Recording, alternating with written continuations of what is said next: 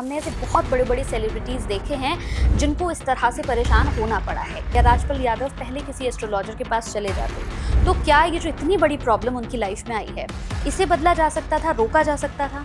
रोका जा सकता था। वो किसी एस्ट्रोलॉजर को मिल चुके होते। आज उनके ऊपर देखो, शनि की महादशा, शनि की 7.5 या शनि का जो गोचर है उनके धन के घर में होगा। धन का घर यानी कि उनके धन का विनाश हो रहा होगा। लोग सिर्फ उपायों में उलझा के रख देते हैं कि ये उपाय कर लो, ये उपाय कर लो, ये उपाय कर लो, लेकिन उस पर जड़ से काम नहीं करते। यानी कि एक लगन चार्ट में हम देखते हैं किसी का ऊपर 1 नंबर है, किसी का 2 है, किसी का 3 है, तो ये नंबर इंडिकेट करते हैं कि आप किस लगन में पैदा हुए। मैंने जिस व्यक्ति का भी शनि 11वें घर में देखा है ना कंचन जी, उस व्यक्ति को इतिहास रचते देखा है कम समय में, अगर उसको पता हो कि उसकी पोटेंशियल क्या है। अमिताभ बच्चन जी का समय खराब आया तो भगवान ने उनको निकाला ना, किसी के बिना हेल्प करे निकाला। अगर आपने किसी से भी कुछ चीजें ली है ना तो उसको रखनी नहीं है, उसको वापस करनी है। आपका पूरा परिवार भूलेगा। हेलो, हाय, नमस्कार, कैसे हैं आप सभी? बहुत बहुत स्वागत है आप सभी का हमारे पॉडकास्ट में। मैं आप सभी के साथ हूं कंचन। मेरे पॉडकास्ट हमेशा थोड़े से अलग, थोड़े से डिफरेंट होते हैं, क्योंकि अपने पॉडकास्ट में मैं हमेशा ऐसे लोगों से आपकी मुलाकात कराती हूं जो लोग बहुत कुछ आपको सिखाकर समझाकर जाते हैं, या फिर उनके पॉडकास्ट में आपको बहुत कुछ अलग देखने और सुनने को जरूर मिलता है। आज भी एक ऐसे ही खास शख्सियत के साथ अपने पॉडकास्ट को मैं लेकर आई हूं। दरअसल लाइफ में सब कुछ बहुत अच्छे चलते चलते भी क्यों डिसबैलेंस हो जाता है, जैसे कि अभी हाल ही का एक केस है। राजपाल यादव का नाम आप सभी ने सुना होगा, लेकिन उनकी लाइफ में जो इस वक्त चल रहा है वो क्यों चल रहा है?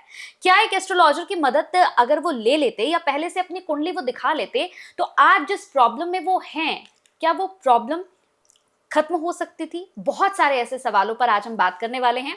मेरे साथ जो खास मेहमान हैं वो बहुत स्पेशल हैं, क्योंकि उनसे जब भी बात होती है तो वो बहुत कुछ ऐसा बताकर जाते हैं जिसकी कल्पना भी हम नहीं करते। उनकी अगर मैं बात करूं तो जितनी भी चीजें उन्होंने भविष्य को लेकर भी बताई हैं वो सारी चीजें भी सटीक होते हुए हमने देखी हैं। तो चलिए फिर उनसे आपकी भी मुलाकात करा देती हूँ। मेरे साथ लाइफ डिजाइनर कुणाल जी हैं। कुणाल जी, बहुत बहुत स्वागत है आपका। नमस्कार। नमस्कार, कैसे हैं आप? मैं ठीक हूँ। कुणाल जी, जैसे कि मैंने भी स्टार्टिंग में ही बताया कि हम आज आपसे थोड़ी सी अलग बात करने वाले हैं। जैसे राजपाल यादव की अगर मैं बात करती हूँ तो अभी हम देख रहे हैं कि बहुत ज़्यादा ट्रेंडिंग में है कि राजपाल यादव जो है वो तिहाड़ जा चुके हैं, और अभी आज ही की मैं आपको न्यूज़ बताऊं तो उनकी जो जमानत थी उसको भी खारिज कर दिया, उन्हें जमानत भी नहीं मिल रही है। मेरा यहाँ सवाल आपसे ये है कि ये कोई पहला मामला नहीं है। हमने ऐसे बहुत बड़े बड़े सेलिब्रिटीज़ देखे हैं जिनको इस तरह से परेशान होना पड़ा है। तो अगर हम पहले किसी एस्ट्रोलॉजर की मदद ले लेते या राजपाल यादव पहले किसी एस्ट्रोलॉजर के पास चले जाते तो क्या ये जो इतनी बड़ी प्रॉब्लम उनकी लाइफ में आई है, इसे बदला जा सकता था, रोका जा सकता था? देखिए, अगर आज वो जेल में है हाँ जी। तो मैं यही कहूंगा कि शायद इसको रोका नहीं जा सकता था, हम्म। क्योंकि अगर रोका जा सकता था तो वो जेल में नहीं होते। वो किसी एस्ट्रोलॉजर को मिल चुके होते, और किसी एस्ट्रोलॉजर ने, यानी कि जो ज्ञान का भंडार हो जिसके पास, उसने कुछ तो ऐसा ज्ञान दे दिया होता जिसकी बदौलत आज वो शायद बाहर होते, फिर ये स्थिति उत्पन्न ही ना होती। आज मैं जब देखता हूं लोगों को, सिर्फ लोग उपायों को बांझने में लगे हुए हैं। ये कर लो, ये करने से ऐसा होगा। मैं एक उदाहरण देता हूं। अभी शिवरात्रि आ रही है, उसके बाद नवरात्रि आएंगी, उसके बाद फिर गणेश चतुर्थदशी आएगी, फिर कोई और दिन आएगा, फिर दिवाली आएगी, रक्षाबंधन, ऐसे कोई ना कोई पावरफुल चीजें, त्योहार जो हमारे हिंदू संस्कृति में है वो तो आ ही रहे हैं। बिल्कुल। अभी क्योंकि रिसेंटली जो आने वाला है वो शिवरात्रि, महाशिवरात्रि आने वाली, सावन में भी आएगी। इस शिवरात्रि पर ये कर लो और ये करते ही आप हो जाएंगे माला माल। ये 4 राशि वाले, ये 5 राशि वाले, ये गलत तो नहीं है, बट मैं ये सिर्फ बोलना चाहता हूं कि क्या इन उपायों से ही सिर्फ किस्मत बदल जाती है? बिल्कुल। कि आपने शिवलिंग के ऊपर आज गए जल चढ़ाने और अगले दिन आपकी लॉटरी लग गई। 30 साल मुझे एस्ट्रोलॉजी को देने के बाद मैं लोगों को यह समझाने की कोशिश करता हूं कि ज्योतिष है तो सच्चा ज्ञान, है तो अच्छा ज्ञान, लेकिन ये कर्म के बाद आता है। जो निरंतर कर्म के रास्ते पर, ये भृगु ऋषि ने क्यों लिखा? ये भृगु ऋषि ने जो लिखा उसके पीछे उनका उद्देश्य था। उसका उद्देश्य था कि मनुष्य जब मेहनत करने के बाद भी सफलता का रास्ता प्राप्त ना कर पाए तो ऐसा कौन सा ज्ञान वो प्राप्त कर ले जिससे वो उस वजह को जान ले कि उसको सक्सेस क्यों नहीं मिल रही है। आज कितने लोग हैं जो स्ट्रगल पे स्ट्रगल करे जा रहे हैं, बेचारे उस भेड़ चाल में फंस गए हैं, उपाय पे उपाय करे जा रहे हैं। वो इस दिवाली भी करेंगे, अगली दिवाली भी करेंगे, इस शिवरात्रि भी करेंगे, पिछले 5 शिवरात्रि से वो करते जा रहे हैं। बट मैं तो दोस्तों यही कहना चाहूंगा कि चाहे मैं भी हूं, अगर मैं कोई उपाय बताता हूं और आपका फायदा उस उपाय से नहीं होता है, आप दोबारा फॉलो करो, दोबारा नहीं होता है तीसरी बार फॉलो करो, बट इतना इनफ है। इसके बाद आप फॉलो मत करो। चाहे वो कुणाल है, चाहे वो एक्स है, चाहे वाई है, चाहे जेड है, कोई भगवान नहीं है। मैं सिर्फ आपको यह कहना चाहता हूं, इस दुनिया में कोई भगवान नहीं है और ना कोई भगवान हो सकता है। मैं चाहे संत की बात करूं, चाहे महंत की बात करूं, चाहे एस्ट्रोलॉजर की बात करूं, चाहे व्यक्तित्व की बात करूं, इस दुनिया में कोई भगवान नहीं है। अगर ये भगवान होते तो टेस्ला का जो मालिक है वो आज दुनिया का सबसे रिच इंसान ना होता। अडानी अंबानी भारत के सबसे रिच ना होते। उनकी किस्मत में कोई ऐसा ग्रह बैठा है। अगर एस्ट्रोलॉजी को समझना चाहोगे ना तो ये अथाह सागर है। जब मैंने दोस्तों एस्ट्रोलॉजी को पढ़ा था, हम वापस से आएंगे उनकी कुंडली पर भी।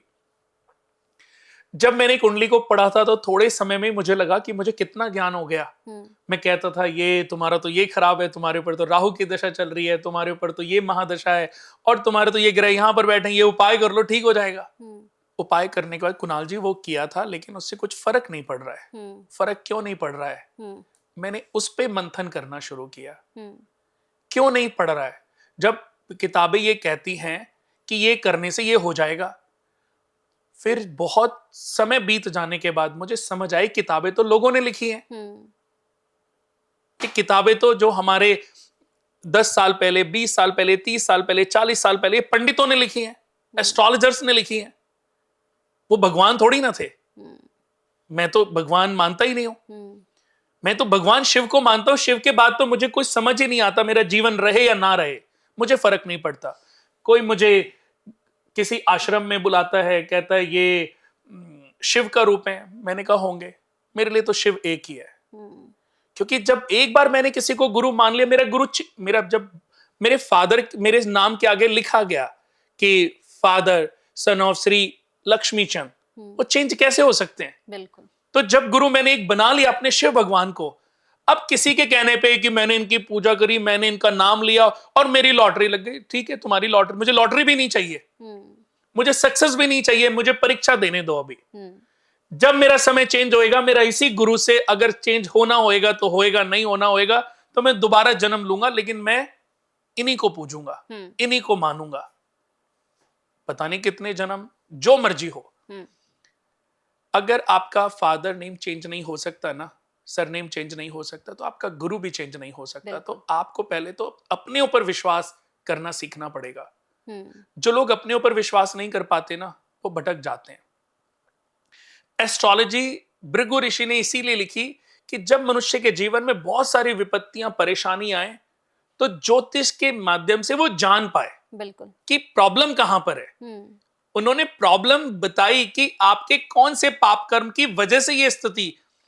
आपने देखा है कि जब हम छोटे थे तो a² + b² एक सूत्र होता था। उस सूत्र के आधार पर हम एक क्वेश्चन को हल कर लेते थे।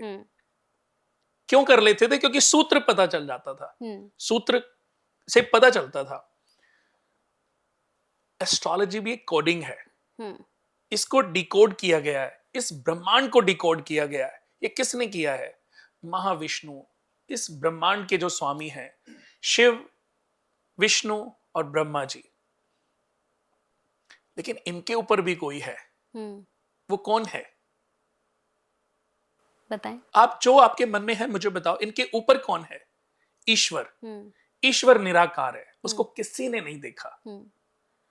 उसके बारे में कोई नहीं जानता। कहते ना, हे भगवान, हे ईश्वर। उस भगवान और ईश्वर को कोई नाम नहीं है। हम तो विष्णु जी को भी भगवान कह देते हैं, शिव को भी भगवान। ये सब भगवान के प्रतिरूप हैं। अच्छा। इन्होंने इस सृष्टि को चलाने के लिए, जैसे एक मालिक है, एक मालिक ने अपनी फैक्ट्री को चलाने के लिए क्या किया, एक मैनेजमेंट डेवलप कर दिया कि ये अकाउंट मैनेजर है, ये प्रोडक्शन मैनेजर है, ये सेल्स मैनेजर है। जीएम बिठा दिए, उसके ऊपर डायरेक्टर बिठा दिए। लेकिन जो डायरेक्टर हैं वो मालिक को रिपोर्ट करते हैं, मालिक को रिपोर्ट करते हैं। ऐसे ही ईश्वर है।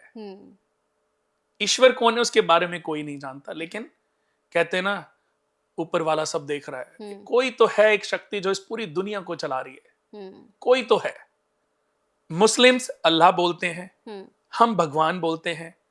जो पंजाबी हैं, सरदार हैं, वो वाहेगुरु बोलते हैं। आपने देखा जब एक बच्चे का जन्म होता है तो सबसे पहले उसको क्या नाम मिलता है? बेटा। फिर वो बेटे से भाई बनता है, जब एक और बच्चा पैदा हो जाता है उस घर में। फिर वो बेटा था, अब भाई बन गया। फिर शादी हुई तो पति बन गया। फिर वो फूफा बन गया, मौसा बन गया, चाचा बन गया, ताऊ बन गया, नाना बन गया, दादा बन गया। लेकिन एक ही तो इंसान है। बिल्कुल। कितने सारे नाम हो गए उसके, कितने सारे नाम हो गए, बहुत सारे नाम हो गए। ऐसे ही मात पिता भ्राता हर कोई, संकट में पूछत ना ही कोई। स्वामी एक है आस तुम्हारी, हाय हर हो मम संकट बारी। धन निर्धन को देत सदा ही, जो कोई जांचे सो फल पाही। भगवान तो एक ही है, उसको चाहे जिस नाम से पुकार लो। लेकिन किसी एक में आपको विश्वास करना पड़ता है। बिल्कुल। तो एस्ट्रोलॉजी तो लिखी गई, भृगु ऋषि ने भृगु संहिता तो लिखी कि आपकी कुंडली में जो ये ग्रह बैठे हुए हैं 12 भाव में, किस नक्षत्र में, किस भाव में, ये इंडिकेट कर रहे हैं हमारे प्रारब्ध, यानी कि पूर्व जन्म का। पूर्व जन्म में हम कौन से कर्मा करके आए हैं जिसकी सजा भोगने के लिए हमारा जन्म हुआ है। एक इंसान ने पूरे जीवन में, कंचन जी, बहुत सारे पाप किए। वो मंत्री था, आईएएस ऑफिसर था। मैं कभी जब लंबी फ्लाइट होती है ना यूएस की, तो मैं ऐसे सोचता रहता हूं, भगवान से बातें करता रहता हूं। और सच में आप भी हंसोगी, लोग भी शायद हंसेंगे। मुझे मेरी हर बात का जवाब मिलता है उस ईश्वर से। अच्छा। क्योंकि मैं सच में अपने दिल से क्वेश्चन करता हूं, और वो उस दिल से थोड़ी देर बाद ही वो क्वेश्चन का आंसर जनरेट हो जाता है। और मैं सेटिस्फाइड होता हूं कि हाँ, यही है। भगवान हमें जीवन में ना कष्ट देना चाहता है, भगवान ना हमारे बारे में बुरा सोचता है, लेकिन हमारे कर्मों का क्या करें। भगवान ने ये थोड़ी ना बोला कि तुम्हें इस धरती पर भेजा गया था तो तुम ये पाप करके आओ। एक मनुष्य अधिकारी बन गया, मिनिस्टर बन गया, नेता बन गया, या बिजनेस टाइकून बन गया। अब उस पूरे जीवन में पाप करे जा रहा है। एक अधिकारी लेते हैं, गवर्नमेंट ऑफिसर लेते हैं, उसने पूरे जीवन में पाप से पैसा कमाया। अब 60 साल में जब वो रिटायर हुआ, उसने पैसा तो बहुत करा, लेकिन देखा उसने बच्चे इज्जत तो कर नहीं रहे। वो भक्ति में चला गया, किसी सत्संग को ज्वाइन कर लिया, किसी जो आजकल ये कथा करते हैं, भागवत कथा या राम कथा या शिव कथा, कोई भी, गुरु की भक्ति शुरू कर दी और अपना सत्संग में जाने लगा, घर पे आने लगा। उसको लगा कि मैं अपने पापों का प्रायश्चित करना चाहता हूं। उसने पापों का प्रायश्चित भी कर लिया उसकी अपनी नजर में। अब जब उसकी मृत्यु होगी तो उसको जन्म कहां पर मिलेगा, कैसे मिलेगा? पूरे जीवन उसने पब्लिक को लूटा है, पूरे जीवन उसने कभी किसी के काम नहीं आया, पूरे जीवन उसने कभी किसी का साथ नहीं दिया, हर किसी से घूस ली, घूसखोरी करी। उसने हजारों करोड़, 100 करोड़, 500 करोड़ बना लिए। लेकिन अंत में उसने 60 साल रिटायरमेंट के बाद उसने खूब चैरिटी की, दान पुण्य खूब करे। अब उसको जन्म कहां मिलेगा? मनुष्य जीवन में तो नहीं मिलेगा। नहीं मैं बताता हूं कि जो हमारे मनुष्य जो योनियां हैं, ये करीबन 84 lakhs यानी कि 84 लाख योनियां हैं। इन 84 लाख योनियों को मैं विभाजित करूं तो सबसे पहले जो जन्म मिलता है, यानी कि सबसे पहले जब किसी कोई श्राप मिलता है, तो उसको इस धरा पर, इस पृथ्वी पर, यानी कि ऐसी अगर और भी पृथ्वी होंगी तो उस पृथ्वी पर उसको पेड़ पौधे के रूप में, पेड़ पौधा घास फूस, इसके रूप में 30 लाख योनियां हैं वृक्षों की। अच्छा, कितनी? 30 लाख। 30 लाख। उसके बाद 9 लाख योनियां हैं जलचर, जल में रहने वाले जो जीव हैं। उसके बाद 10 लाख योनियां होती हैं जो कीड़े मकोड़े हैं।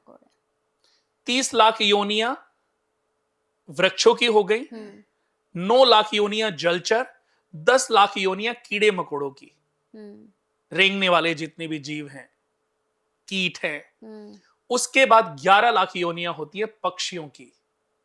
अच्छा, इसी धरती पर एक बार जो आत्मा जिस धरती पर आ गई उसी धरती पर रहेगी। उसके बाद 20 लाख योनियां होती हैं पशुओं की। फिर अंत में जन्म मिलता है गौ माता का, और गौ माता के बाद आत्मा पहुंचती है मनुष्य की योनि में। तो एक बार जो मनुष्य की योनि में आ गया वो अंततः जब तक मोक्ष नहीं पाएगा वो मनुष्य की योनि में ही जन्म लेता रहेगा। अच्छा, पाप कर्मों के आधार पर किसी का हाथ नहीं होता, किसी के पांव नहीं होते, कोई ब्लाइंड होता है, कोई अपंग होता है, कोई मंद बुद्धि होता है। ये सब अपने कर्मों का फल है। मैंने कहा ना, भगवान किसी से ना मित्रता रखते हैं ना किसी से शत्रुता रखते हैं। भगवान तो ये कहते हैं जो तुम्हारे कर्म है वो तुम्हें भोगने हैं। भीष्म पितामह के बारे में नहीं सुना आपने कि 101 जन्म पहले किया गया एक छोटा सा पाप कि सांप को पास की झाड़ियों में छोड़ने के लिए बोला अपने सैनिक को, उस सैनिक ने फेंक दिया, वो फेंका, वो झाड़ियों में फंस गया। वो झाड़ियां थी कांटों की। 6 दिन तक तड़पने के बाद उस सांप की मृत्यु हुई। तो 6 दिन तड़पने के बाद ही भीष्म पितामह को मृत्यु 101 जन्म के बाद मिली, क्योंकि उसके बाद उन्होंने 100 जन्म तक ना पाप किया ना पाप होने दिया। लेकिन द्वापर युग में उन्होंने द्रौपदी का चीरहरण, सामर्थ्य होते हुए, शक्ति होते हुए धर्म की रक्षा करनी थी उनको, लेकिन उन्होंने अपनी प्रतिज्ञा के कारणवश उस पाप के भागीदार बन गए और मृत्यु घर में प्रवेश कर गई, और उनका वही मृत्यु, वही तरीका लिख डाला जो उन्होंने पाप किया था। यही कर्मों का फल है। आप अपने कर्मों से बच नहीं सकते। मैं हमेशा जब एस्ट्रोलॉजी देखता हूं, अभी कुंडली पे भी आएंगे, बट जब मैं एस्ट्रोलॉजी देखता हूं तो मैं इन ग्रहों के पैटर्न्स को समझता हूं। इन ग्रहों के पैटर्न्स को कैसे समझता हूं कि ये ग्रह जो आपकी कुंडलियों में, आपके भाव में बैठे हैं, ये क्या बताना चाहते हैं, ये हमें क्या दिखाना चाहते हैं, क्या समझाना चाहते हैं, हमसे कौन कौन सी गलतियां हुई, कौन कौन से प्रायश्चित करने के लिए हमारा जन्म हुआ है। और आप देखो 2010 यानी कि 5-6 के बाद मैंने एस्ट्रोलॉजी को प्रोफेशन बनाया। उससे पहले तो मेरा शौक था बट प्रोफेशन नहीं था। मैं पढ़ता रहता था, सीखता रहता था, समझता रहता था। मैं आपको बता दूं कि पहले थोड़ा सा भी ज्ञान लेके ना मुझे लगता था कि मैं तो बहुत विद्वान हो गया, मैं तो लोगों को कुछ भी बता सकता हूं। पर धीरे धीरे जब इसको डेप्थ में जाता चला गया, फिर आज मुझे लगा कि मुझे तो कुछ आता ही नहीं है। ये समुद्र की तरह ज्योतिष अनंत है। इसमें जैसे समुद्र होता है ना, इसमें जितना नीचे आप उतरो उसकी गहराई को नाप नहीं सकते, बिल्कुल, लेकिन उसकी गहराई तो है। तो ऐसे ही, लेकिन वो अनंत है। तो ऐसे ही ज्योतिष का जो ज्ञान है वो अनंत है। कोई ये कहता है ना मुझे ज्योतिष का संपूर्ण ज्ञान है, तो मुझे सिर्फ हंसी आएगी, गुस्सा भी नहीं आएगा। गुस्सा भी नहीं आएगा। भृगु ऋषि एस्ट्रोलॉजी की कैलकुलेशन करके, ज्योतिष ग्रहों की कैलकुलेशन करके, एक बार उनका पार्वती माता से मिलने का मन हुआ और वो वहां पर पहुंच गए कैलकुलेशन करके कि इस समय पार्वती माता यहां पर होंगी। जब वहां पर पहुंचे तो देखा पार्वती माता स्नान कर रही थी। वो सहम गई, उनको गुस्सा भी आया कि तुम यहां पर, मैं स्नान कर रही हूं, तुम यहां कैसे आए, किसने बताया, कैसे पता चला तुम्हें? तो उन्होंने बोला माता मैं माफी चाहता हूं। उन्होंने, क्योंकि भृगु ऋषि बड़े ब्रह्मा जी के 10 मानस पुत्रों में से एक थे, उनकी पत्नी का नाम था ख्याति। उन्होंने माफी मांगी और बताया कि मैंने ग्रहों की कैलकुलेशन लगाई और ये जान लिया कि इस समय आप यहां पर होंगे, और मैं आ गया। तब उन्होंने ज्योतिष को श्राप दिया कि ज्योतिष को श्राप क्यों दिया कि ये आसपास तो रहेगी लेकिन सटीक नहीं होगी, तो श्रापित भी हो गई। जितने भी हमारे महर्षियों ने शास्त्रों के रूप में ज्योतिष को लिखा तो उन्होंने वजह बताई कि ये दुख क्यों होगा, ये ग्रह यहां पर बैठेगा तो क्या करेगा, ये ग्रह इस नक्षत्र में क्या करेगा और उस नक्षत्र में क्या करेगा, मूलों में पैदा होना क्यों माता पिता के लिए भारी होगा। ये इंडिकेशन कनेक्टिंग है हमारे प्रारब्ध, पूर्व जन्म, उससे पूर्व जन्म, उससे पूर्व जन्म। हम इसको पढ़ नहीं पा रहे हैं। हम क्या कह रहे हैं, ओहो आप तो राहु की दशा में पैदा हुए जी, आप तो बहुत स्ट्रगल करोगे और ये उपाय कर लो ये ठीक हो जाएगा। हम अभी ये समझ ही नहीं पा रहे कि ज्योतिष कितना अनंत गहराइयों में छिपा हुआ ज्ञान का भंडार है। हम सिर्फ ऊपर ऊपर देखा कि अच्छा इसकी लगन कुंडली है मेष और इसका जो राहु है वो बैठा है 5वें घर में, इसका केतु यहां पर बैठा है। हमें ये पता ही नहीं कि बच्चा किस योग में पैदा हुआ, इस जन्म में, इस दुनिया में क्यों आया है, वो जानने की कोशिश नहीं की। योग होते हैं वृद्धि योग, सौभाग्य योग, आयुष्मान योग, सिद्धि योग, वज्र योग, हर्षण योग, शुक्ल योग, इंद्र योग, वज्र योग। ये बहुत प्यारे और सौम्य योग हैं। इन योग में बच्चे पैदा हो जाएं पूरे घर के वारे नारे कर देते हैं।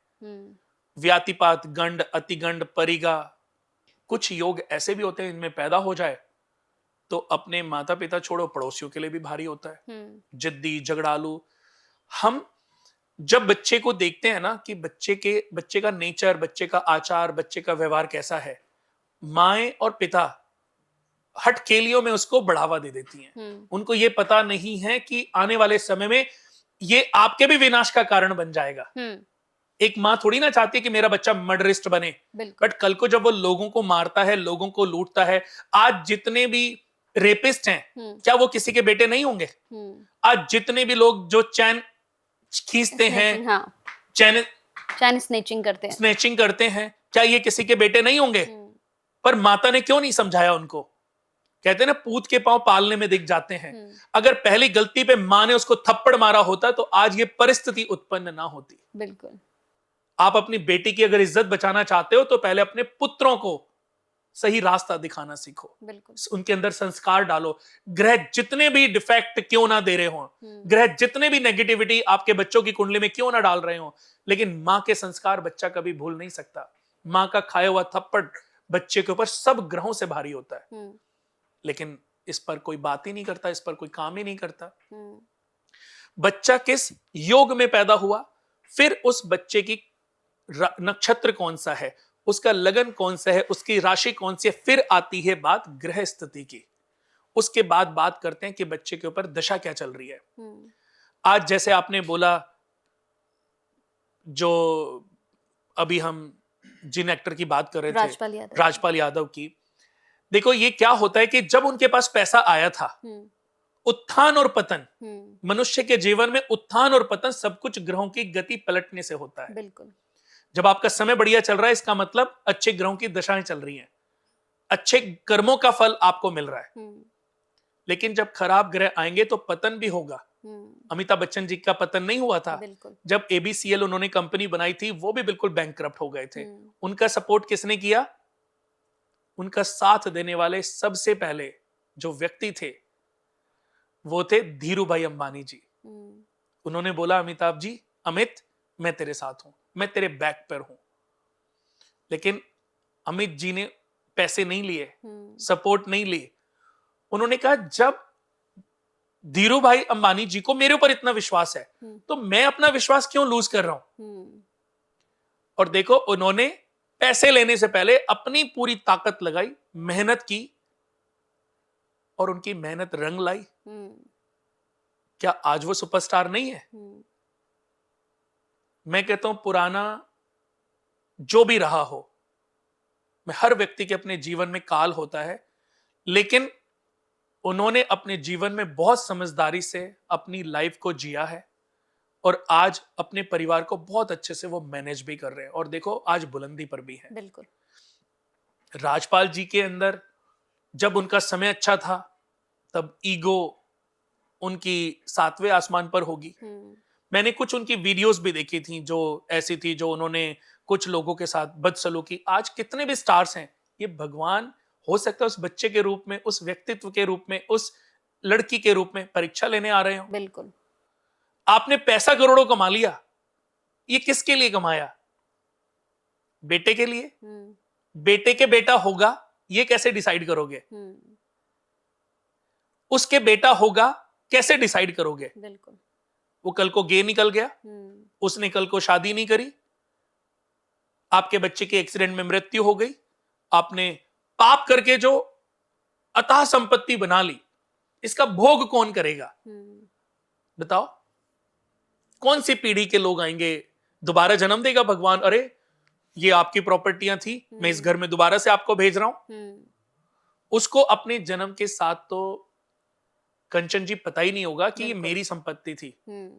मैंने कई बार ऐसे लोगों को समझने की कोशिश करी है कि एक आदमी ने पूरे जीवन अपनी मेहनत करके कंपनी को, चाहे पाप हो, फ्रॉड हो, अच्छा बुरा कुछ नहीं देखा, कंपनी को बना दिया 1 लाख करोड़, 2 लाख करोड़।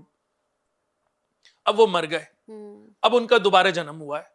आज पता चला कि अपनी कंपनी के किसी मैनेजर, किसी डायरेक्टर के यहां पे ड्राइवर की नौकरी कर रहे हैं। अब उसको पता ही नहीं कि पिछले जन्म में ये सब मेरा ही एम्पायर था। ये भगवान का न्याय है। बिल्कुल। जन्म कुंडली के जो भाव हैं, जन्म कुंडली के भावों को ना समझना है, उपायों पे नहीं जाना। दुनिया ये कहती है कि ये उपाय करने से सब बदल जाएगा, मैं ये कहता हूं कर्म ऐसे करो कि आपको कभी उपाय करने की आवश्यकता ही ना पड़े। बिल्कुल। प्रथम भाव जहां से व्यक्तित्व देखा जाता है, पूरी पर्सनैलिटी की अगर मैं बात करूं तो फर्स्ट हाउस से देखी जाती है। आयु, आयुष्यता, मान सम्मान प्रथम भाव से, माता पिता की सेहत, पूर्वजों का आशीर्वाद, सर दर्द, मलेरिया जैसी बीमारियां, हमारी जो मुख आकृति है, आकृति, प्रकृति, विद्वता, सम्मान, ये सब पहले हाउस से देखा जाता है। दूसरा घर धन, परिवार, मित्रजन, धन, नेत्र, मित्र, खजाना, कंठ, मुख, नाक, स्वर, दाई आंख, हकलाना, नेत्र रोग, मुख रोग, ये सब सेकंड हाउस से देखे जाते हैं। थर्ड हाउस से पराक्रम, साहस, सहोदार, साथ में काम करने वाले लोग, आपके साथ में जो कुलीग हैं वो तीसरे घर से देखे जाते हैं। पास में काम करने वाले लोग या पड़ोसी या जो रिश्तेदार जो हर रोज मिलते रहते हैं, जो हर रोज नजर लगा के रखते हैं, जिन लोग कहते हैं जी ये तो आते हैं और नजर लगा जाते हैं, ये सब तीसरे घर से देखे जाते हैं। चौथा घर सुख संपत्ति, इनकम, आय, भूमि, वाहन का है, प्रॉपर्टियां, जमीन जायदाद का है। हमारे शरीर की बात करूं तो हमारे फेफड़े, हमारे लंग्स, हमारा heart, open heart surgery, cancer जैसी सबसे भयंकर बीमारी फोर्थ हाउस से देखी जाती है। किसी भी लेडी को ब्रेस्ट कैंसर है तो आप देखो उनकी कुंडली में या तो बृहस्पति पीड़ित होगा या उनका फोर्थ हाउस पीड़ित होगा।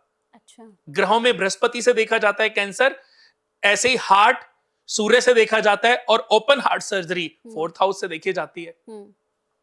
पांचवा घर जो सबसे महत्वपूर्ण है, हमारे प्रारब्धों का, पूर्व जन्म में किए गए पाप कर्मों का, पूर्व जन्म में किए गए अच्छे कर्मों का।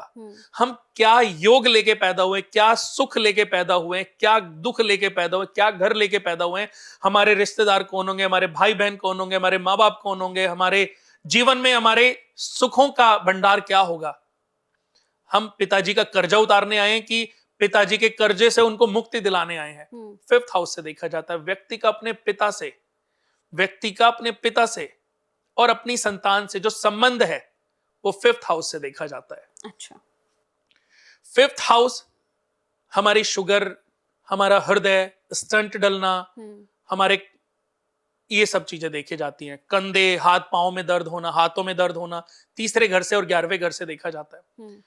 छठा घर रोग, ऋण, शत्रु, बीमारियां, परेशानी, जितने भी कोर्ट कचहरी हैं, जितने भी षड्यंत्र हैं, जितने भी जादू टोने, तंत्र मंत्र, जितनी भी नेगेटिविटी है, जितनी भी प्रॉब्लम्स हैं, सब 6 हाउस से देखी जाती हैं। 7th house day to day income का है। बड़ा व्यापार 10th घर से और day to day income 7th house से। पत्नी, भागीदारी, साझेदार, मृत्यु, आयु देखी जाती है 8वें घर से और मृत्यु देखी जाती है 7वें घर से। अच्छा। 8वें घर का मालिक अगर 7वें घर में चला जाए, आयु खंड योग बनता है। बार बार एक्सीडेंट होते रहेंगे, बार बार मृत्यु अपनी तरफ आकर्षित करती रहेगी, बार बार। ऐसे व्यक्ति को अपने कर्म अच्छे करने चाहिए। ऐसा व्यक्ति सिर्फ अपने कर्मों से अपने आप को प्रोटेक्ट कर सकता है। अच्छा। कहते हैं ना आयु खंड योग, आयु तो लंबी लिखी है पर मिसहैपनिंग होते देर नहीं लगती। तो 7th हाउस से मृत्यु भी देखी जाती है, पत्नी भी देखी जाती है, पत्नी के साथ लड़ाई झगड़ा करना, पत्नी को नीचा दिखाना, पत्नी के साथ बुरा बोलना, पत्नी को धोखा देना, पति को धोखा देना, सब कर्मों का खेल है, सब कर्मों का फल है। इस जन्म में 99% भोग के जाना है। अगर बाई चांस आप भोगने से बच गए तो कितने जन्म इन्हीं परेशानियों के साथ, इन्हीं समस्याओं के साथ कि आप तड़पते रहोगे और आपका पति, आपकी पत्नी दूर जाकर के आपको चीट करती रहेगी। ऐसे बहुत लोग हैं जो कहते हैं कि मेरी पत्नी मुझे धोखा दे रही है, मेरा पति मुझे धोखा दे रहा है। उसने भी किया होगा तभी आज उसके साथ ऐसा, और उसको ऐसी पत्नी क्यों मिली? ये उसके अपने कर्मों का फल है। बिल्कुल। लोग सिर्फ उपायों में उलझा के रख देते हैं कि ये उपाय कर लो, ये उपाय कर लो, ये उपाय कर लो, लेकिन इस पे जड़ से काम नहीं करते। मैं कहता हूं पत्नी को इतना प्यार करो, इतनी केयर करो, इतना सम्मान दो, उसको देवी बना लो कि उसको अनुभूति हो कि उससे गलतियां हो रही हैं। पति को प्यार करो, सेवा करो, केयर करो, इतना कि उसको भी लगे कि यार मैं किस औरत को धोखा दे रहा हूं। जिस दिन वो धोखा देना बंद कर देगा, आपका प्रायश्चित पूरा हो गया। ये सही ज्ञान है। उपाय तो बहुत है, गौरी शंकर रुद्राक्ष पहन लो, केसर का तिलक लगा लो, 2 बार विवाह कर लो, उपाय तो बहुत हैं। ये पूजा करा लो, वो पूजा करा लो। 8वां घर आयु संकट, दुर्घटना, मृत्यु के कारण अकल्पित लाभ, लांछन, रुकावटें, व्याधि, समुद्र यात्रा, ऋण का होना और उतरना। जितनी भी सेक्सुअल प्रॉब्लम है, गायनिकल इश्यूज हैं लेडीज को, 8वें घर से देखे जाते हैं। किडनी 8वें घर से देखी जाती है। पाइल्स की प्रॉब्लम 8वें घर से भी देखी जाती है, 7वें घर से भी देखी जाती है, 6ठे घर से भी देखी जाती है। फिजिकल लाइफ पति पत्नी की 7वें घर से देखी जाती है। 9th हाउस हमारे भाग्य का घर है। इस जन्म में कितना सुख है। 5वां घर पिछले जन्म से देखा जाता है। 9वां घर भाग्य का ये जन्म देखा जाता है। एक बच्चे की जन्म कुंडली में 9th हाउस को देख करके जाना जा सकता है इसके जीवन में सुख कितना है। अच्छा। पैसा कितना है, ग्रोथ कितनी है, क्या करेगा, क्या नहीं करेगा। बट ये सब बातें करने के लिए तो एस्ट्रोलॉजर को ज्ञान होना चाहिए ना। ज्ञान किसी ने अर्जित किया नहीं, 4 किताबें पढ़ी और बांझने लग गए। जब खुद पे प्रॉब्लम आएगी तो सॉल्यूशन नहीं कर पाएंगे अपना। बिल्कुल सही। सॉल्यूशन एक्चुअली तो कोई एस्ट्रोलॉजर किसी का कर ही नहीं सकता। जब किसी एस्ट्रोलॉजर का बढ़िया समय हो और इंसान का प्रायश्चित पूरा हो गया हो, उस इंसान का समय ठीक आता है, उस इंसान का समय ठीक होता है। आज मेरे ऊपर वीनस की दशा चल रही है 20 साल की। आज मुझे जो भी मिलता है ना, मैं उसको भी बोलता हूं कि समय तो बदलना आपका भगवान ने लिख ही दिया था। भगवान ने तो सिर्फ मुझे कनेक्ट कराया कि मुझे वो यश देना चाहता है। आपकी किस्मत को बदलने का श्रेय देना चाहता है। किस्मत को बदलना तो भगवान ने ऑलरेडी लिख दिया है। तीसरे महीने यानी कि मार्च के बाद आपका भाग्योदय होने वाला है। आपके ऊपर जुपिटर की दशा शुरू होगी। जुपिटर आपका 9th हाउस का मालिक होकर के 9th हाउस में सुग्रही बैठा है। राहु की दशा खत्म हो रही है आपके मार्च में, और क्योंकि मेरा समय अच्छा चल रहा है तो भगवान उसको मेरे पास क्यों लाया? क्योंकि मुझे फेम देना चाहता है। भगवान ने सब कुछ सेटल कर रखा है। हर कर्म का फल है, अच्छे कर्म का भी और बुरे कर्म का भी, सिर्फ हमें भोगना है। तो कहते हैं कि जब अच्छा समय मिल रहा है तो उसको अच्छे से भोग लेना चाहिए। 9th हाउस भाग्य, धर्म, कर्म, तप, श्रद्धा, भाग्योदय, दूर की यात्राएं, जल प्रवास, तत्व ज्ञान, बुद्धिमता, ग्रंथ, दीक्षा, देवग्रह, ये सब 9th हाउस से देखे जाते हैं। पैरालाइज होना, आपने देखा किसी को पैरालाइसिस हो जाता है, ब्रेन स्ट्रोक हो जाता है, ब्रेन में ब्लड क्लॉट बन जाते हैं, आधे शरीर काम करना बंद कर देता है। उसमें प्रथम भाव और 9th हाउस का रोल होता है। अच्छा।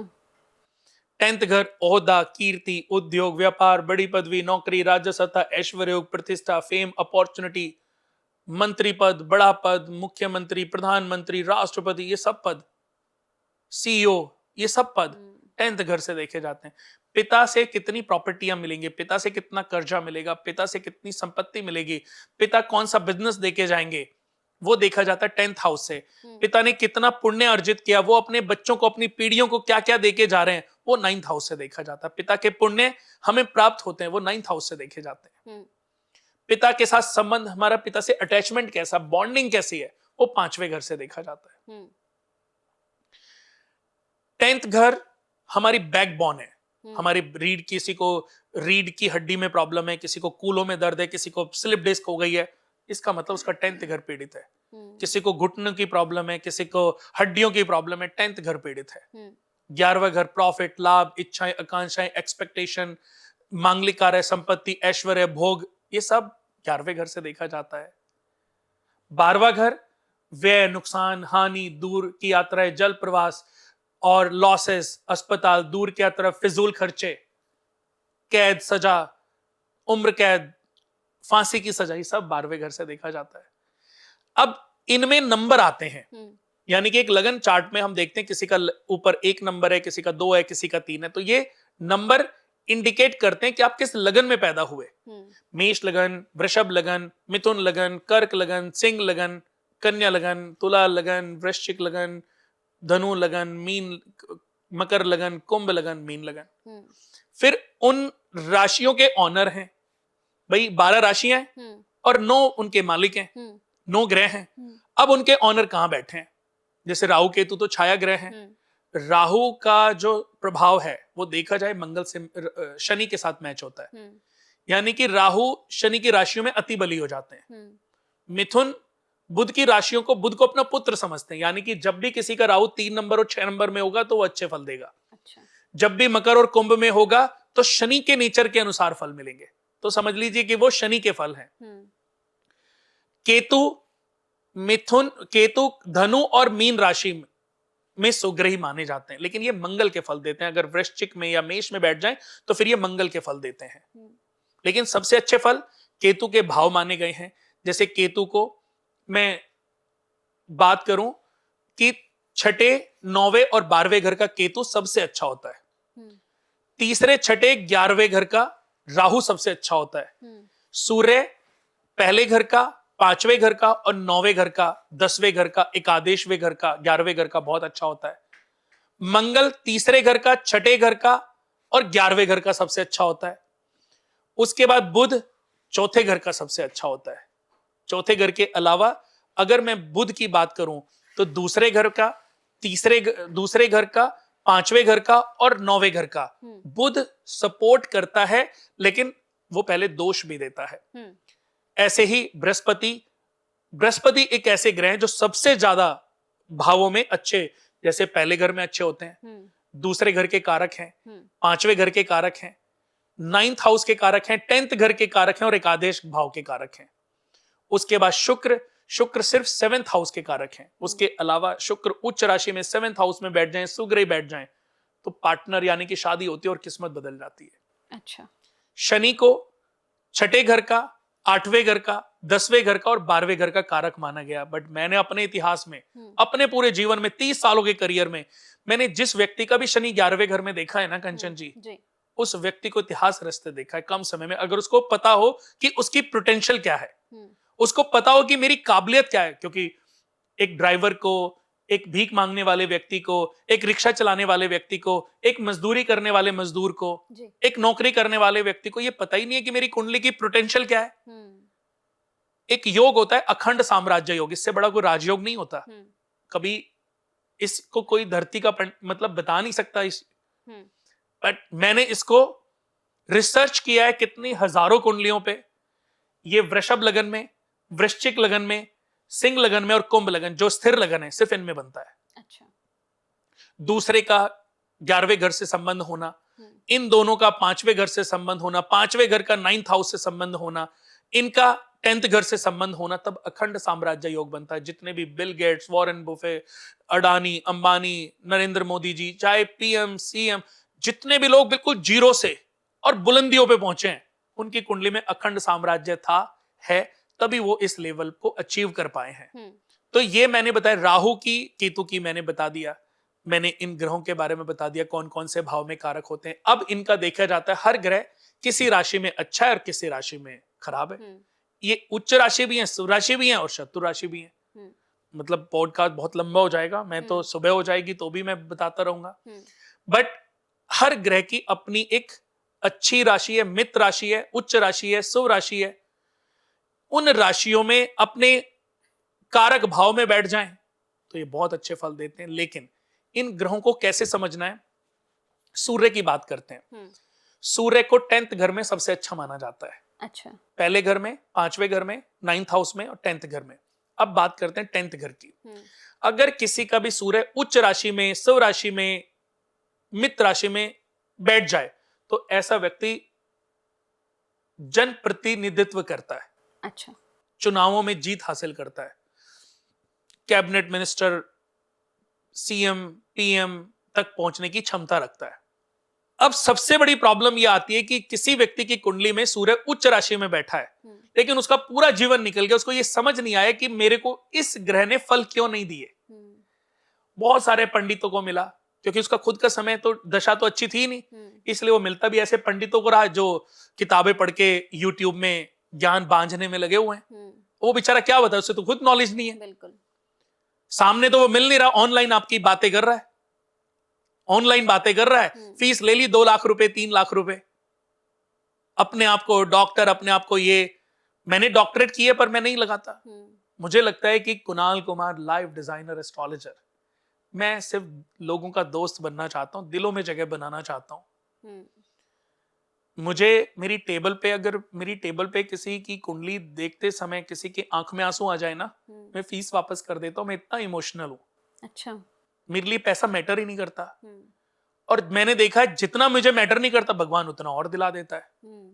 तो ये जो सूर्य उच्च राशि का 10th घर में बैठा है, अब सब पंडितों ने बताया कि ये दशा में, ये अंतर दशा में तुम्हारी किस्मत बदल जाएगी, लेकिन वो बेचारे का सब कुछ निकल गया। वो 60 साल का हो गया और उसको उसका बेनिफिट भी नहीं मिला।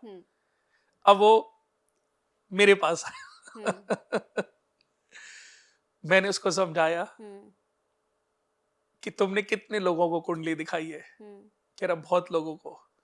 मैंने कहा सबने क्या सपने दिखाए, बताए आपको कि आपकी कुंडली में तो राजा बनने का ही हो गया। कह रहे हाँ, पर बना नहीं मैं, कर्जे में दबा हुआ हूं। क्यों फल नहीं दिया इस सूर्य ने मुझे, जब ये सूर्य इस घर में उच्च का है, सबसे अच्छे फल देता है, इसने अपनी दशा में भी फल नहीं दिए, क्यों नहीं दिए? मैंने कहा आपका प्रायश्चित पूरा नहीं हुआ। अच्छा। कह रहा प्रायश्चित मतलब? इन ग्रहों का इन भावों में, हर किसी भाव में होने से ऋण भी बनता है। अच्छा। ये इंडिकेशन है हमारे पूर्व जन्म के पाप कर्मों का। अच्छा। सूर्य से क्या क्या ऋण बनता है ये मैं बताता हूं। चंद्रमा से क्या क्या ऋण बनता है ये मैं बताता हूं। बाकी ऋण तो बहुत लंबा समय चाहिए। सूर्य किसी भी व्यक्ति के दूसरे घर में बैठ जाए, लड़की की कुंडली में बैठ जाए, उसका डिवोर्स पक्का होता है। अच्छा। वो अपने पारिवारिक कुटुंब में अगर साथ में रह रही है, सो सास ससुर वाले, उस घर को तबाह, वो घर की तबाही हो जाती है, अलगाव हो जाता है, टूट फूट हो जाती है। ये मैंने 100 कुंडलियों पे स्टडी करके देखा है। अच्छा। दूसरे घर में और 7वें घर में सूर्य के होने से एक दोष बनता है, उसको बोलते हैं पत्नी ऋण दोष। पूर्व जन्म में अपनी पत्नी के होते हुए किसी दूसरी स्त्री से रिलेशन बनाना, या अपना पति होते हुए किसी पर पुरुष से संबंध स्थापित करना, इसको पति ऋण दोष कहते हैं। या लड़की की कुंडली में है तो पति ऋण, और लड़की की कुंडली में है तो पत्नी ऋण दोष। अब इसके लिए उपाय क्या है? 100 गायों को चारा खिला के आओ। अच्छा। 100 गायों को चारा खिला के आओ, अपने हाथ से जाके खिला के आओ, और वहां पर प्रायश्चित करके आओ कि मेरे से जो भी पूर्व जन्म में गलतियां हुई हैं, उस गलतियों का ये प्रायश्चित है, और मैं इस जन्म में कोई भी ऐसा पाप कर्म नहीं करूंगा, कोई ऐसी गलती नहीं करूंगा जिसकी सजा मुझे भोगनी पड़े। दिल से इसका यही उपाय है। अब सूर्य का दूसरे और 7वें घर का मैंने बताया, इससे पत्नी ऋण दोष बनता है। सूर्य और सूर्य चंद्रमा राहु जब दूसरे और 7वें घर में बैठते हैं तो पत्नी ऋण या पति ऋण दोष बनता है। ये हमेशा ध्यान रखें। उसके बाद सूर्य जब 10th घर में बैठते हैं या 11वें घर में बैठते हैं तो जालिमाना ऋण दोष बनता है। इसका मतलब इंडिकेशन, किसी का मकान, किसी की जमीन, किसी से पैसे ले लेना, उसको वापस ना करना। आज होता है ना यार, कुछ पैसे पड़े हैं, हाँ, मेरे को दे देना, और फिर उसका फोन भी नहीं उठा रहे हैं। किसी दुकानदार से सामान खरीद ला, इसको वापस नहीं कर रहे हैं। किसी से हाथ दस्ती पैसे लिए, चीजें ली, उसको वापस नहीं कर रहे हैं। पैसा है, राजपाल यादव जी एक उदाहरण हो गए ना, बिल्कुल है, कि पैसे लिए तो देने ही पड़ेंगे ना, नहीं पड़ेंगे। लेकिन जब नीयत खराब होती है ना, तो उसका दूसरा रास्ता भगवान ऐसे ही दिखाता है। कैसे दिखाता है? जैसे ये जेल, ये सजा, ये मनुष्य के बस की बात नहीं है, ये मनुष्य ने नहीं दी, उसके अपने कर्म फल का प्रभाव है। शनिदेव फिर क्या कर रहे हैं? बिल्कुल। अगर मनुष्य सब कर रहा है तो शनिदेव कहां चलेगा? हम शनिदेव की बातें कर रहे हैं, न्याय के देवता हैं, ये हैं, वो हैं, फलाना डिमका, फिर हैं कहां शनिदेव? उनका न्याय यही है। जब उन्होंने विक्रमादित्य, जिनके सिंहासन में 32 पुतलियां थी, जो राजा इंद्र ने दी थी, जो चक्रवर्ती महाराजा थे, उनको भी कहां छोड़ा? तेली घर कोलू चलवा दिया। तो राजपाल यादव क्या चीज है? मैं कहता हूं जब समय आता है ना, तो अपने आप को भूल, उस समय सबसे ज्यादा डाउन टू अर्थ हो जाना चाहिए। बिल्कुल। ईगो कब रहनी चाहिए? जब दिन रात आप काम करने में लगे हो, अपने ऊपर स्वाभिमान होना चाहिए। तो ये ऐसा ही कि आज हमने किसी से कोई चीज ली और उसको वापस नहीं करी, इसको क्रूअल्टी ऋण दोष कहते हैं। 1000% उनकी जन्म कुंडली में 10वें घर में सूर्य चंद्रमा 10वें घर में या 11वें घर में बैठे होंगे, इससे जालिमाना ऋण दोष बनता है। पिछले जन्म का कर्जा वापस नहीं किया, इस जन्म में फिर से ले लिया और फिर वापस नहीं कर रहे हैं। तो ये अंत नहीं है। बिल्कुल। अभी तो इससे घोर ऐसे कितने सारे लोग हैं। अमिताभ बच्चन जी का समय खराब आया तो भगवान ने उनको निकाला ना, बिल्कुल। किसी के बिना हेल्प करे निकाला। तो भगवान जी की अमिताभ बच्चन जी से, अमिताभ बच्चन जी भगवान को डरते हैं क्या अमिताभ जी से? बिल्कुल। जो राजपाल यादव जी से उनको दुश्मनी है, उनको ना किसी से प्यार है ना किसी से दुश्मनी है। तो राजपाल यादव जी को सबसे पहले तो ये समझना चाहिए था कि कोई अच्छा एस्ट्रोलॉजर उनको मिलता और ये समझा देता कि भाई तुमने जीवन में अगर किसी से कर्जा लिया है, या किसी भी इंसान को, मैं तो ये कह रहा हूं कि अगर आपने किसी से भी कुछ चीजें ली है ना, तो उसको रखनी नहीं है, उसको वापस करनी है। बिल्कुल। आपका पूरा परिवार भुगतेगा, आपका पूरा खानदान भुगतेगा। खानदान जो आपसे ब्लड है, आपके बुआ चाचा ताया नहीं, जो आपसे अपनी जनरेशन में खानदान उत्पन्न होगा। आपके बच्चे, बहू, पोते, दोते, ये सब आपको भुगत के जाएंगे। क्यों भुगतना?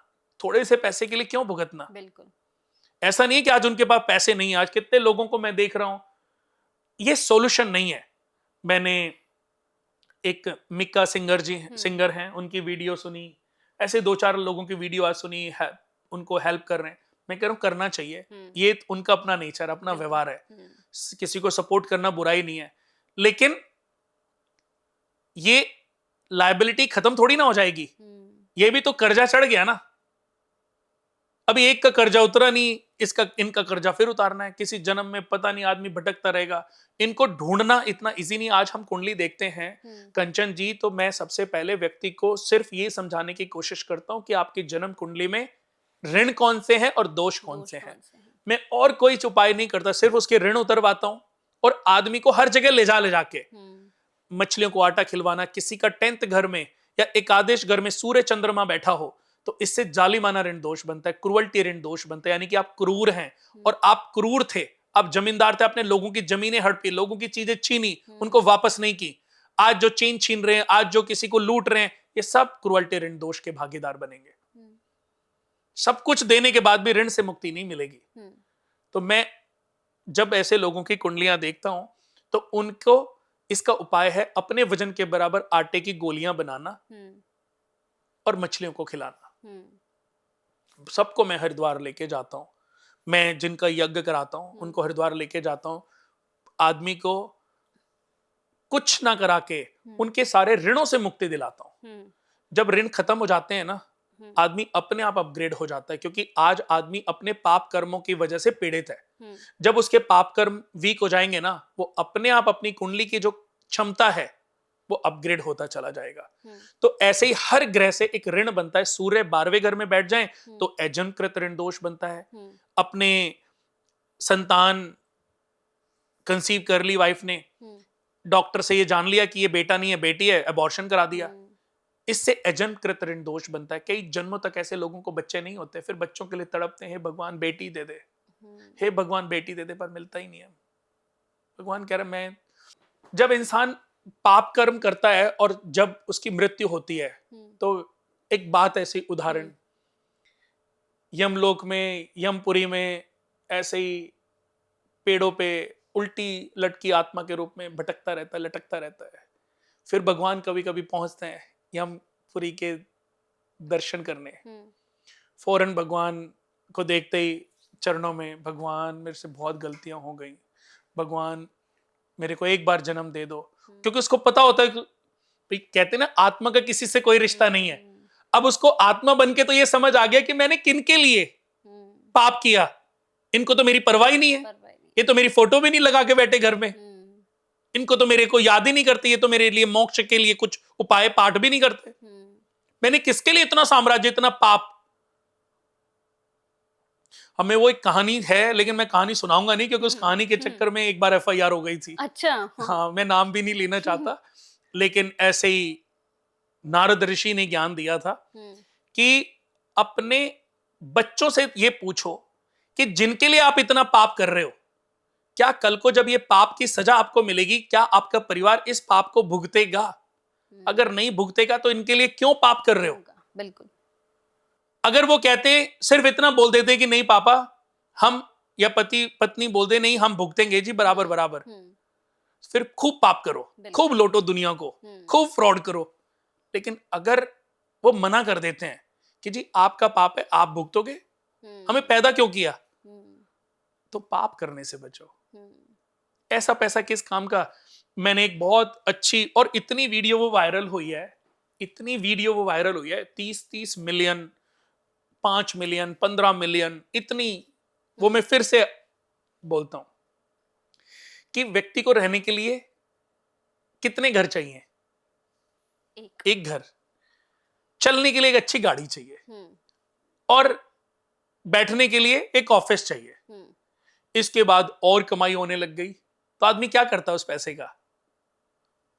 प्रॉपर्टियां खरीदता चला जाता है। एक प्लॉट खरीद लिया, फिर एक और प्लॉट खरीद लिया, फिर 4 प्लॉट हो गए, फिर 10 प्लॉट हो गए, फिर 25 प्लॉट हो गए, 50 प्लॉट हो गए। अब एज हो गई 80 साल, मृत्यु का समय आ गया, एक झटके में मृत्यु हो गई। 4 प्लॉट के पैसे दिए थे, लेकिन अपने बीवी बच्चों को बताया ही नहीं था कि ये हमने बयाना कर दिया, पैसे दे दिए, रजिस्ट्री होनी है। अब यमराज से, अरे यमराज जी एक बार मेरे को जरा वापस जान डाल दो, मैं एक बार बता दूं बीवी बच्चों को कि ये वाले प्लॉट हमारे हैं।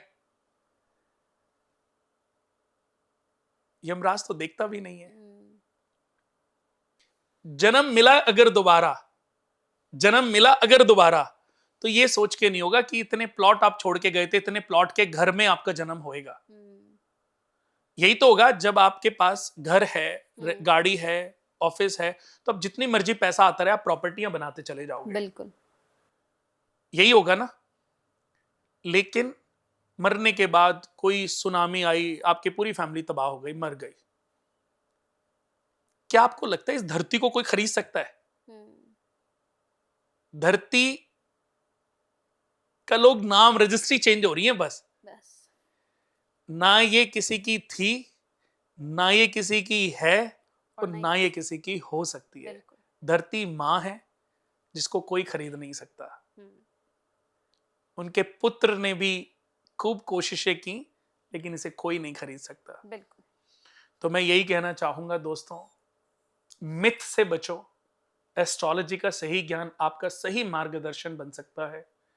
भृगु ऋषि ने, पाराशर ऋषि ने, वशिष्ठ ऋषि ने, वेद व्यास जी ने अपने बहुत सारे शास्त्रों के रूप में, किताबों के रूप में हमें इस ज्ञान को अपग्रेड करके पहुंचाने की कोशिश सिर्फ इसलिए की कि हम पाप का रास्ता छोड़ करके सत्कर्म रास्ते को अपना सकें। बिल्कुल। हम उपायों में फंसे रहते हैं।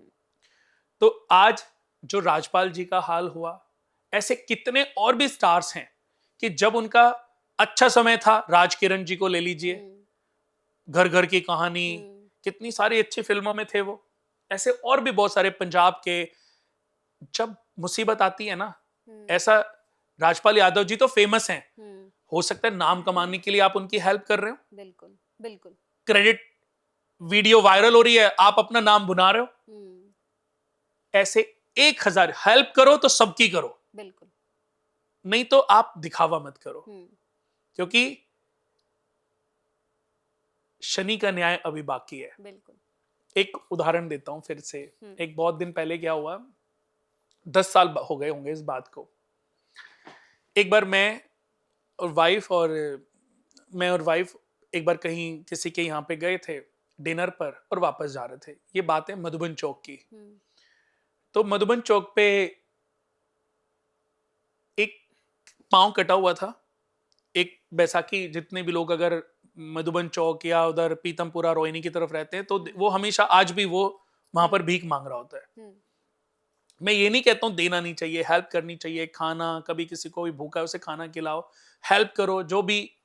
देखो हम पहले जो कुंडली बनाते थे उस कुंडली पे मैं लिखता था सबसे पहले गुरुजनों का आदर सत्कार, माता पिता की सेवा, गरीबों के प्रति दया, दुआ, गरीबों की दुआ लेते रहो और जीव जंतुओं के प्रति आपके अंदर दया भावना हो। यह मैं हमेशा लिख के देता था कि उपायों के साथ ये जरूर सावधानी बरते, ध्यान रखे।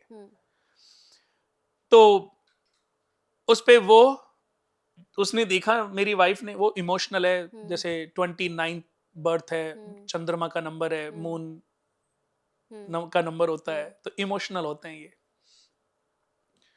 तो उसने देखा उसको, वो बेचारा बैसाखी से चलते जा रहा है, पैसे मांग रहा है लेकिन उसको कोई पैसे दे भी नहीं रहा, और दे भी रहा होगा तो उसने बोला मुझे, नेहा ने, कि कुछ पैसे, हम काफी पीछे थे बट वो 190 मिनट तक रेड लाइट लंबी थी, तो कह रही कुछ पैसे हैं आपके पास चेंज? मैंने कहा चेंज तो नहीं है, बंधे हुए हैं, 500 रुपए हैं। कह रही नहीं चेंज चाहिए, हेल्प तो करनी है बट छोटे बड़े से फर्क है। तो देखने लगी, पर मैंने कहा अच्छा मैं तुम्हें एक कहानी सुनाता हूँ वाइफ को। मैंने कहा एक जो निर्भया कांड हुआ, आपको याद है? एक निर्भया कांड हुआ था जिसमें 4 लोगों ने एक लड़की का रेप किया था, बहुत ही बर्बरता के साथ, और फिर उसकी मृत्यु भी शायद हो गई थी लड़की की। सिर्फ मैं ये जानना चाहता हूं कि अगर भगवान ने उनको जन्म दिया होगा, क्योंकि मैंने कहा ना मनुष्य के बाद तो मनुष्य योनि में मिलता है, तो उनको जन्म कहां पे मिला होगा? ऐसे फुटपाथ पे ही तो जन्म मिला होगा। बिल्कुल। आज जो लोग बिना सोचे समझे किसी को भी मार रहे हैं, किसी को भी लूट रहे हैं, किसी का शोषण कर रहे हैं, तो उनकी मृत्यु जब होगी तो उनको जन्म कहां मिलेगा? ये फुटपाथ पे ही होगा। किसी का हाथ नहीं होगा, किसी का पांव नहीं होगा, कोई ब्लाइंड होगा, ये भीख मांग रहे होंगे और कोई इनको भीख नहीं दे रहा होगा। बिल्कुल। अब ये शनि का न्याय है। अब ऐसे ही एक आदमी ऐसे ही एक दिन किस्मत को बदलने निकला, तो जब वो किस्मत को बदलने निकला तो शनि देव की दृष्टि पड़ गई कि अच्छा इसको इसके कर्मों का फल तो मैं दे रहा हूं और ये मेरे कार्य में बाधा बन रहा है। अगर कोई स्ट्रगल कर रहा है, किसी का प्रायश्चित चल रहा है ना, तो ये उसके अपने कर्मों का फल है। और जब कोई उसके स्ट्रगल को हेल्प करके बदलना चाहता है तो ये ऐसा भी तो हो सकता है कि ये शनि के न्याय में बाधक हो गया। बिल्कुल। तो शनि पहले तो उसको छोड़ के पहले उस आदमी को निपटाते हैं जो बड़ा बनने की कोशिश कर रहा है, दिखाने की कोशिश कर रहा है कि अच्छा लो मैं तुम्हारी हेल्प करता हूँ, मैं इतने पैसे तुम्हें देता हूँ, मैं ये कर देता हूँ, मैं ये कर देता हूँ। अच्छा शनिदेव कहते हैं अच्छा पहले तो इसे भिखारी बनाओ, क्योंकि शनिदेव तो बहुत ही, आपने देखा, क्रूर है। वो अपने पिता को बर्दाश्त नहीं कर पाते, अपने सारे 8 भाई सबकी प्रॉपर्टियां छीन ली, यमराज जी उनकी शरण में चले गए, इसलिए यमराज से थोड़ा प्यार करते हैं। बहन उनको मानती है इसलिए वो बहन यमुना को भी प्यार करते हैं। बाकी वो किसी को, व्योम को, हर्षण, किसी को प्यार नहीं करते। सबके राजपाट छीन लिए थे। तभी तो सूर्य भगवान शिव भगवान के पास गए कि मेरे बेटे से मेरे दूसरे बच्चों की रक्षा करो, इसको समझाओ। जब शनिदेव शिव भगवान के पास, शिव भगवान ने जब बुलाया उनको, तो उनका कैलाश पर्वत देख करके वो तो बौखला गए, कह रही ये तो मेरे पास होना चाहिए। तो उन्होंने कहा शिव भगवान ये तो सब ठीक है, मेरे को तो ये कैलाश भी चाहिए, अब आप देखो आप कहाँ जा सकते हो। शिव भगवान ने कहा मैं तो समझाने के लिए बुलाया था, ये तो मेरे ही कैलाश पर्वत पे नजर डाले हुए है। जब शिव भगवान ने समझाया और वो नहीं समझे तब उनमें युद्ध हुआ। युद्ध करते करते महीनों बीत गए, वो टस से मस नहीं हुए। तब शिव भगवान, क्योंकि शिव भगवान उनको नुकसान नहीं पहुंचाना चाहते थे, तो उनके बेटे ही सूर्य भगवान के, और उन्होंने बोला था कि समझाना है, मारना नहीं है। तब शिव भगवान का गुस्सा जो है 7वें आसमान पे था, तो उन्होंने अपना त्रिनेत्र खोला जिसमें सब कुछ भस्म हो जाता है। जब शिव भगवान ने अपना त्रिनेत्र खोला तो आपको पता है शनिदेव की रक्षा किसने की? किसने? जो शनिदेव को उनकी पत्नी से जो श्राप मिला था कि आज के बाद तुम जहां दृष्टि डालोगे वो भस्म हो जाएगी, उन्होंने अपनी वक्री दृष्टि से अपनी रक्षा की शिव भगवान के तीसरे नेत्र से। अच्छा। शनिदेव की कहानी में नहीं जा रहे, वरना कहानियों में भी बहुत कहानियां हैं। तो उसके बाद शिव भगवान ने कहा ये तो इसको भी विफल कर दिया। तब शिव भगवान ने अपना पशुपतास्त्र अस्त्र चलाया और जब उसकी काट शनिदेव को नहीं मिली तो शनि भगवान उल्टे दौड़ पड़े। तो वो जो अस्त्र था वो उनके पांव में जाके लगा, जिसकी वजह से वो मूर्छित हो गए। सूर्य भगवान के निवेदन करने पर शिव भगवान ने उनके प्राण तो बख्श दिए, लेकिन वो घाव महीनों में जाके भरा, उसकी वजह से वो लंगड़े भी हो गए। आज अगर देखोगे आप किसी भी बुक्स में पढ़ोगे तो शनिदेव जो है लंगड़ा के चलते हैं, उनकी गति जो है धीमी है। यानी कि अगर देखें तो शनिदेव एक राशि में करीबन 2.5 साल रहते हैं। चंद्रमा एक राशि में 2.25 दिन में एक राशि की इतनी तेज गति है उनकी। चंद्रमा क्योंकि मन की गति से चलते हैं, विचारों की गति से चलते हैं, तो चंद्रमा एक राशि का भोग सिर्फ 2.25 दिन में करते हैं, वहीं शनिदेव 2.5 साल लेते हैं। सूर्य भगवान 30 डेज लेते हैं, बृहस्पति 12 महीने लेते हैं, राहु केतु 18 महीने लेते हैं। हर ग्रह की अपनी अपनी एक गति है, तो इनकी जो गति है सबसे धीमी है। बाद में लेकिन शनि भगवान की शक्तियों से वो प्रभावित भी हुए, उनके आत्मविश्वास से प्रभावित भी हुए, और उनको न्याय का देवता बनाने वाले शिव भगवान ही हैं, कर्मफल देने वाले शिव भगवान ही हैं। तो एक बार शनि की 7.5 मनुष्य के जीवन में आ जाती है तो वो प्योर कर देती है, व्यक्ति के पापों से मुक्ति दिला करके उसको प्योर करने का काम करते हैं। और मनुष्य के जीवन में शनि की 7.5 3 बार आती है। उस समय पर उपायों में नहीं फंसना चाहिए, प्रायश्चित करना चाहिए। प्रायश्चित ही सॉल्यूशन है। बिल्कुल। जो कष्ट है उनको भोगो, क्योंकि यही आपका सॉल्यूशन है, यही लिखा गया आपकी लाइफ में। और जो पाप किए हैं, जो पैसे लिए हैं, सूद समेत लौटाओ, हाथ जोड़ के लौटाओ। जो गलतियां करी हैं उस समय सिर्फ शांत हो जाओ। बिल्कुल। आज जो आम खाना चाहते हैं ना, वो आम का पौधा लगाते हैं, बीज बबूल का बोए तो आम प्राप्त नहीं हो सकते। आम खाने के लिए आम का पौधा, अगर बबूल का बीज बोओगे तो कांटे ही उगेंगे, और उन कांटों पर एक दिन आप भी फंस सकते हो या आपका परिवार भी फंस सकता है। तो आप ये तो डिसाइड करते हो कि मैं बेटे के लिए इतने प्रॉपर्टियां जोड़ दूंगा, आप कोशिश तो कर सकते हो, डिसाइड नहीं कर सकते। डिसाइड आपके कर्म करेंगे, और कर्मों के आधार पर ही सुख मिलेगा। भगवान ने हर किसी को अलग अलग सुख दिए हैं। गरीब अपनी गरीबी में खुश है, अमीर आदमी अमीरी में भी खुश नहीं रह पा रहा है, क्योंकि खुश रहने का तो भगवान ने हर किसी को मूल मंत्र दिया है। बिल्कुल। खुश तो कोई भी रह सकता है, हंस तो कोई भी सकता है। आप हंस लो, मैं भी हंस लेता हूं। जो हमें रिकॉर्ड कर रहे हैं, जो हमारे टीम है, वो भी हंस सकते हैं। सबके मजे अलग अलग हैं। तो कर्मफल, ज्योतिष को सबसे पहले समझना है, जानना है, उसके बाद आप इसके बेनिफिट उठा सकते हो। तो जो राजपाल यादव जी, आज उनके ऊपर देखो शनि की महादशा, शनि की 7.5 या शनि का जो गोचर है उनके धन के घर में होगा। धन का घर यानी कि उनके धन का विनाश हो रहा होगा। अगर मैं कुंडली ओपन करूं तो शायद पूरा डिटेल्ड आपको मैं कुंडली को कैलकुलेट करके बता सकता था, लेकिन उस पर दोबारा भी हम एक पॉडकास्ट कर सकते हैं, क्योंकि अभी मुझे लगता है वैसे ही बहुत बड़ा हो गया।